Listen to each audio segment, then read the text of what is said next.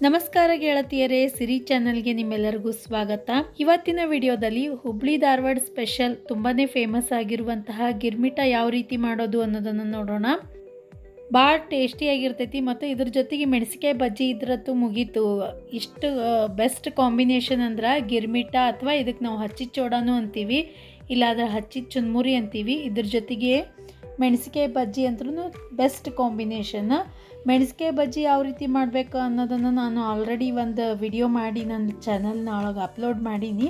ಅದರ ಲಿಂಕ್ ಬೇಕಿದ್ರೆ ಮೇಲ್ಗಡೆ ಐಕಾರ್ಡ್ನಲ್ಲಿ ಕೊಟ್ಟಿರ್ತೀನಿ. ಲಿಂಕ್ ಮೇಲೆ ಕ್ಲಿಕ್ ಮಾಡಿದ್ರೆ, ಐಕಾರ್ಡ್ನಲ್ಲಿರುವಂತಹ ಲಿಂಕ್ ಮೇಲೆ ಕ್ಲಿಕ್ ಮಾಡಿದರೆ ನೀವು ಮೆಣಸಿಕಾಯಿ ಬಜ್ಜಿ ಯಾವ ರೀತಿ ಮಾಡೋದು ಅನ್ನೋದನ್ನು ನೋಡ್ಬೋದು.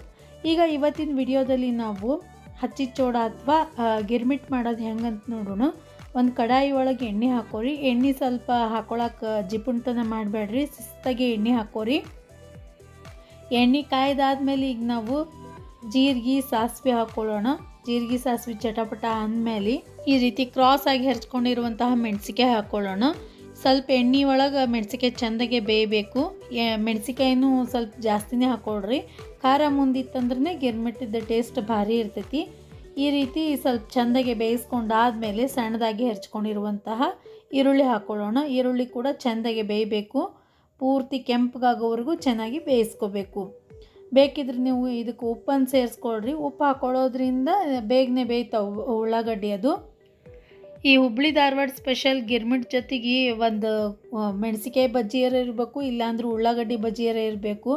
ಅದ್ರ ಮಜಾನೇ ಬೇರೆ ಇರ್ತೈತಿ. ಮೆಣಸಿಕಾಯಿ ಬಜ್ಜಿನೂ ಯಾವ ರೀತಿ ಮಾಡ್ಕೋಬೇಕು ಅನ್ನೋದನ್ನು ನಾನು ಅಲ್ಲಿ ವಿಡಿಯೋ ಲಿಂಕನ್ನು ಐಕಾರ್ಡ್ನಲ್ಲಿ ಕೊಟ್ಟೀನಿ. ಮೇಲ್ಗಡೆ ಬರ್ತಿರುವಂತಹ ಐಕಾರ್ಡ್ ಮೇಲೆ ಕ್ಲಿಕ್ ಮಾಡಿದರೆ ನೀವು ಮೆಣಸಿಕಾಯಿ ಬಜ್ಜಿ ರೆಸಿಪಿಯನ್ನು ನೋಡ್ಬೋದು. ಈ ಮುಂದೆ ಬರುವಂಥ ವಿಡಿಯೋಸ್ಗಳಲ್ಲಿ ನಾನು ಕಾಂದಾ ಬಜ್ಜಿ ಅಥವಾ ಉಳ್ಳಾಗಡ್ಡಿ ಬಜ್ಜಿ ಯಾವ ರೀತಿ ಮಾಡೋದು ಅನ್ನೋದನ್ನು ತೋರಿಸ್ಕೊಡ್ತೀನಿ. ತುಂಬಾ ಸಾಫ್ಟ್ ಆಗಿರುವಂತಹ ಈರುಳ್ಳಿ ಬಜ್ಜಿ ಹ್ಯಾಂಗೆ ಮಾಡ್ತೀವಿ ಅಂಥೇಳಿ ನಿಮಗೆ ಮುಂದಿನ ವಿಡಿಯೋ ಒಳಗೆ ತೋರಿಸ್ಕೊಡ್ತೀನಿ. ಈಗ ನೋಡಿರಿ, ಉಳ್ಳಾಗಡ್ಡಿ ಚೆಂದಾಗೆ ಬೆಂದಾವು. ಈಗ ಇದಕ್ಕೆ ನಾವು ಸಣ್ಣದಾಗಿ ಹೆರ್ಚ್ಕೊಂಡಿರುವಂತಹ ಟೊಮೆಟೊ ಹಾಕ್ಕೊಳ್ಳೋಣ. ಟೊಮೆಟೊ ಉಳ್ಳಾಗಡ್ಡಿ ಜಾಸ್ತಿ ಇರಬೇಕು ಇದಕ್ಕೆ, ಅಂದ್ರನ ಈ ಗಿರ್ಮಿಟ್ಟಾದ ಟೇಸ್ಟ್ ಭಾರಿ ಇರ್ತೈತಿ. ಉಳ್ಳಾಗಡ್ಡಿ ಟೊಮೆಟೊನೂ ಕೂಡ ಚೆಂದಾಗೆ ಬೇಯಬೇಕು. ಟೊಮೆಟೊನು ಫುಲ್ ಮೆತ್ತಗಾಗಬೇಕು, ಅಲ್ಲಿವರೆಗೂ ಚೆನ್ನಾಗಿ ಬೇಯಿಸ್ಕೊಳ್ಳೋಣ. ಈಗ ಹುಳಿ ಜಾಸ್ತಿ ಬೇಕನ್ನೋರು ಹುಣ್ಚಿಕಾಯಿ ರಸನೂ ಹಾಕ್ಕೋಬೋದು. ಮಾಡೋಕ್ಕಿಂತ ಮುಂಚೆನೇ ನೆನೆ ಇಟ್ಕೊಳ್ರಿ. ಒಂದು ಅರ್ಧ ತಾಸಿಗಿನ ಮುಂಚೆ ಒಂದು ಸ್ವಲ್ಪ ಹುಣಸೆ ರಸ ಹಾಕ್ಕೊಂಡು ಕೂಡ ಚೆನ್ನಾಗಿ ಬೇಯಿಸ್ಕೊಂಡು ಲಾಸ್ಟಲ್ಲಿ ಹುಣ್ಸಿಕಾಯಿ ರಸ ಹಾಕ್ಕೊಂಡು ಚೆಂದಾಗೆ ಬೇಯಿಸ್ಕೊಂಬಿಡ್ರಿ. ಈಗ ಟೊಮೆಟೊ ಉಳ್ಳಾಗಡ್ಡಿ ಚೆಂದಾಗೆ ಬೆಂದಾವು. ಸ್ವಲ್ಪ ಯಾಕೋ ಎಣ್ಣೆ ಕಡಿಮೆ ಅನ್ನಿಸ್ತು. ಇನ್ನೊಂದು ಚಮಚ ಎಣ್ಣೆ ಹಾಕ್ಕೊಂಡಿನಿ. ಎಣ್ಣೆ ಹಾಕಕ್ಕೆ ಮಾತ್ರ ಜಿಪುಣ್ತನ ಮಾಡಬೇಡ್ರಿ, ಇಲ್ಲಾಂದ್ರೆ ಟೇಸ್ಟ್ ಫುಲ್ ಕಡಿಮೆ ಆಗಿಬಿಡ್ತೈತಿ ಇದ್ರದ್ದು. ಎಣ್ಣೆ ಕಡಿಮೆ ಆಯ್ತಂದ್ರೆ. ಈಗ ನೋಡಿರಿ ಚೆಂದಾಗೆ ಬೆಂದಾವು. ಇದಕ್ಕೆ ಅರ್ಶಿಣ ಪುಡಿನೂ ಹಾಕ್ಕೊಂಡು ಚೆಂದಾಗೆ ಕಲಿಸ್ಕೊಂಡಿನಿ ನಾನು. ಈ ಟೊಮೆಟೊನೂ ಜಾಸ್ತಿ ಹಾಕ್ಕೊಂಡಿವಲ್ಲ, ಮತ್ತು ಬೇಕಿದ್ರೆ ನಾವು ಹುಣಸೆ ರಸನೂ ಹಾಕ್ಕೊತೀವಿ. ಈಗ ಅದಕ್ಕೆ ಏನು ಮಾಡಬೇಕು, ಅದನ್ನು ಬ್ಯಾಲೆನ್ಸ್ ಮಾಡೋದಕ್ಕೋಸ್ಕರ ಸ್ವಲ್ಪ ಸಕ್ಕರೆ ಹಾಕ್ಕೋಬೇಕು. ಹುಳಿ ಹಾಕಿದಾಗ ಸ್ವಲ್ಪ ಸಕ್ಕರೆ ಹಾಕ್ಕೊಂಡ್ವಿ ಅಂದ್ರೆ ಅದರ ಟೇಸ್ಟ್ ಚೆನ್ನಾಗಿರ್ತೈತಿ.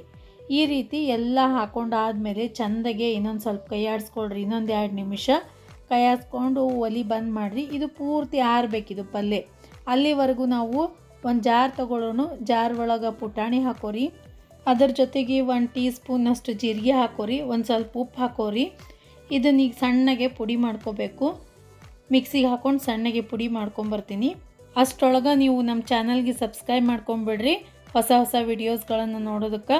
ನೋಡಿರಿ, ಈ ರೀತಿಯಾಗಿ ಪೌಡ್ರ್ ಮಾಡಿ ರೆಡಿ ಮಾಡಿ ಇಟ್ಕೊಂಡಿನಿ. ಮತ್ತು ಒಂದು ಬುಟ್ಟಿ ಒಳಗೆ ಚುನ್ಮುರಿ ತೊಗೊಂಡಿನಿ.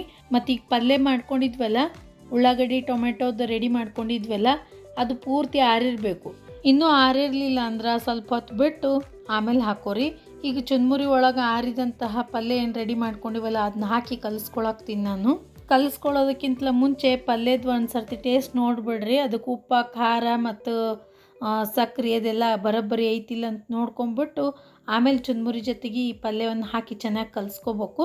ಕಲಿಸ್ಕೊಂಡಾದ್ಮೇಲೆ ರೆಡಿ ಮಾಡಿ ಇಟ್ಕೊಂಡಿದ್ವಲ್ಲ ಪೌಡ್ರ್, ಪುಟಾಣಿ ಪೌಡ್ರ್, ಅದನ್ನು ಕೂಡ ಹಾಕ್ಕೊಂಡು ಚೆನ್ನಾಗಿ ಮಿಕ್ಸ್ ಮಾಡ್ಕೋಬೇಕು. ಒಂದು ಸರ್ತಿ ಈ ರೀತಿ ಮಾಡಿ ನೋಡಿರಿ, ತುಂಬಾ ಟೇಸ್ಟಿಯಾಗಿರ್ತೈತಿ. ಮತ್ತು ಯಾರೇ ಈವ್ನಿಂಗ್ ಟೈಮ್ನಾಗ ಮನೆಗೆ ಗೆಸ್ಟ್ ಬಂದ್ರಂದ್ರೂ ಕೂಡ ಪಟ್ನೆ ಮಾಡ್ಬೋದು ಇದನ್ನು. ನೋಡಿರಿ, ಈಗ ಪುಡಿ ಮಾಡಿ ಇಟ್ಕೊಂಡಿದ್ನೆಲ್ಲ ಪುಟಾಣಿ ಪೌಡ್ರ್ ಅದನ್ನು ಹಾಕ್ಕೊಂಡು ಲಾಸ್ಟಲ್ಲಿ ಒಂದು ಸರ್ತಿ ಕಲಿಸ್ಕೊಂಬಿಡೋಣ. ಇದನ್ನು ಯಾವಾಗ ಬೇಕು ಅವಾಗಷ್ಟೇ ಕಲಿಸ್ಕೊಳ್ರಿ. ಮಾಡಿಟ್ವಿ ಅಂದ್ರೆ ಚುನ್ಮುರಿ ಏನು ಟೈಮ್ ಆದಂಗೆ ರಬ್ಬರ್ ಆದಂಗೆ ಆಗಿಬಿಡ್ತಾವು. ಮೇಲಿಲಾಕ ಚೆಂದಾಗೆ ಬರೋಂಗಿಲ್ಲ ಚೀವ್ ಮಾಡೋಕೆ. ಅದಕ್ಕೋಸ್ಕರ ಯಾವಾಗ ಬೇಕೋ ಆವಾಗ ಅಷ್ಟಷ್ಟೇ ಕಲಿಸ್ಕೊಂಡು ತಿನ್ನಬೇಕು. ಮ್ಯಾಲೆ ಒಂದು ಸ್ವಲ್ಪ ಹಸಿರಾಗಿರುವಂತಹ ಕೊತ್ತಂಬರಿ ಸೊಪ್ಪನ್ನು ಸಣ್ಣದಾಗಿ ಹೆಚ್ಕೊಂಡು ಹಾಕ್ಕೊಂಡ್ವಿ ಅಂದ್ರೆ ನಮ್ಮ ಹುಬ್ಳಿ ಧಾರವಾಡ ಸ್ಪೆಷಲ್ ಗಿರ್ಮಿಟ್ಟ ರೆಡಿ ಆಯಿತು. ನೋಡಿದ್ರೇ ಕಲರ್ಫುಲ್ಲಾಗಿ ಬಾಯಾಗ ನೀರು ಬರ್ತಾವು. ಇದಂತೂ ತಿನ್ನೋಕೆ ಈಗ ರೆಡಿ ಆಗೈತಿ. ಇದ್ರ ಜೊತೆಗೆ ಮೆಣಸಿಕಾಯಿ ಬಜ್ಜಿ ಅಥವಾ ಉಳ್ಳಾಗಡ್ಡಿ ಬಜ್ಜಿ ಇದ್ರಂತೂ ಇನ್ನೂ ಟೇಸ್ಟಿಯಾಗಿರ್ತೈತಿ. ಈ ವಿಡಿಯೋ ನಿಮಗೆಲ್ಲ ಇಷ್ಟ ಆಯ್ತು ಅನ್ಕೋತೀನಿ. ಇಷ್ಟ ಆಗಿದ್ರೆ ಲೈಕ್ ಮಾಡಿರಿ, ನಿಮ್ಮ ಫ್ರೆಂಡ್ಸ್ ಮತ್ತು ಫ್ಯಾಮಿಲಿ ಜೊತೆ ಶೇರ್ ಮಾಡಿಕೊಳ್ರಿ. ಹಂಗೆ ಹೊಸ ವಿಡಿಯೋಸ್ಗಳನ್ನು ನೋಡ್ಬೇಕಂದ್ರೆ ನಮ್ಮ ಚಾನಲ್ಗೆ ಸಬ್ಸ್ಕ್ರೈಬ್ ಮಾಡೋದನ್ನು ಮಾತ್ರ ಮರಿಬೇಡ್ರಿ.